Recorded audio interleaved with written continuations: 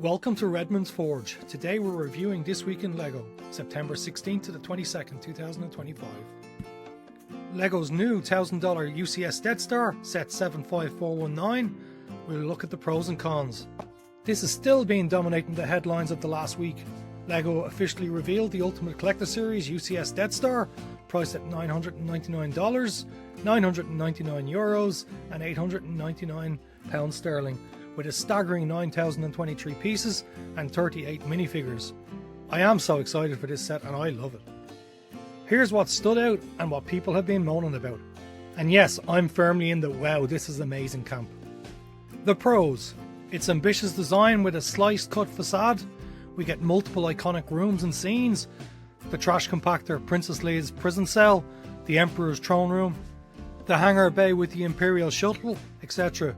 And there's a massive minifigure count at 38. That's the most LEGO has ever put into any single set. It's fun to see characters from various Star Wars eras and a few surprises like the hot tub stormtrooper. And then there is the display appeal. At over 50 centimeters tall, that's 20.6 inches, 48 centimeters wide and 38 centimeters deep. This thing makes a statement. If you're a collector, this is a centerpiece. And now for some cons. Some rooms are downscaled. They can't cram everything in exactly as screen scale in every detail. The price is steep, obviously. Some say not enough per piece, or that the cost benefit for display versus play is tilted heavily towards display. Size also brings logistical issues, space, dusting, getting display lighting right. Also, not everyone has neither the room nor the budget. My take, as a fan, I love it. It feels like a love letter to the Star Wars lore, especially the early films. I appreciate the compromise of a slice so that it's not just a hollow sphere, but multiple interior levels. For me, it's worth every cent, or every euro in Dublin. It'll be released officially on the 4th of October 2025 to the general public, although insiders do get early access from October 1st. And I, for one, will be waiting in line. In World LEGO news and rumours, LEGO is pushing more into high-end collector territory, clearly seen with the Death Star, and will likely continue down this path, more expensive premium display sets. Rumours around more large-scale or Disney Icons themes set later in the year, though nothing confirmed beyond what's already been announced. And Brick Fanatics is tracking confirmed rumours for 2025 sets. Inflation cost concerns also. The Death Star prices triggered discussion among fans about value per piece, which seems louder than for many previous sets, although not unexpected. What I loved this week. The ambition of the Death Star, especially the interior details and the minifigures, having something that isn't just brick shelf display, but gives interactive moments. Seeing local hauls, finding Harry Potter sets second-hand or in smaller stores. People restoring, upgrading is always satisfying. And the launch of our YouTube content. Seeing us move from writing and reviewing to video feels like a natural next step for Redmond's Forge. What I'm watching and my concerns. Will the price curve of LEGO, especially for display-oriented collector sets, become prohibitive? I don't want the hobby to feel out of reach. Also, stock availability. Big sets tend to sell out, especially in Ireland, where smaller retailers' LEGO store stock tends to be limited. And then there's room to display, which is an underrated constraint. I'm hoping people think carefully about the size, especially for something like the Death Star before buying it. Other releases. Willy Wonka the Chocolate Factory, set 21360, an idea set 2025 pieces.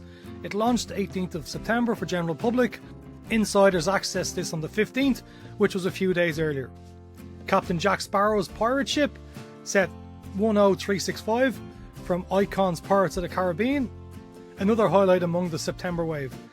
And then there's the Arkham Asylum from DC Universe. It's also a part of the new wave. Large, dark, atmospheric. And back to Hogwarts, we have the seasonal Harry Potter sets and advent calendars, which are being pushed out in September promotions. Now for Redmond's Forge builds, reviews and opinions. The 20th of September, well, the Death Star have been poring over the reviews. For example, part 3 of the Brick blog review. The build is strong, the quality good, and the structural stability, given how tall and slice open it is impressive. Some joints are delicate, but for display it holds up very well. Also reviewed were the minifigures. Highlights for me the care in multi-print features, the small Easter eggs and the variety. even though some minifigs have parts shared with previous versions, the dual printed legs issue, but overall it feels fresh. Our hauls at Redmond's Forge. Because a big part of LEGO joy is the hunt, Luke, Rose and I got quite a bit done this week. On the 20th of September in Gorey, for €70 we picked up quite a lot of LEGO Harry Potter, the Chamber of Secrets and the Hogwarts Chess set.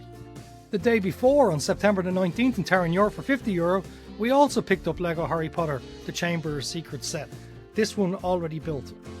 The boxes from Gorey had seen better days though.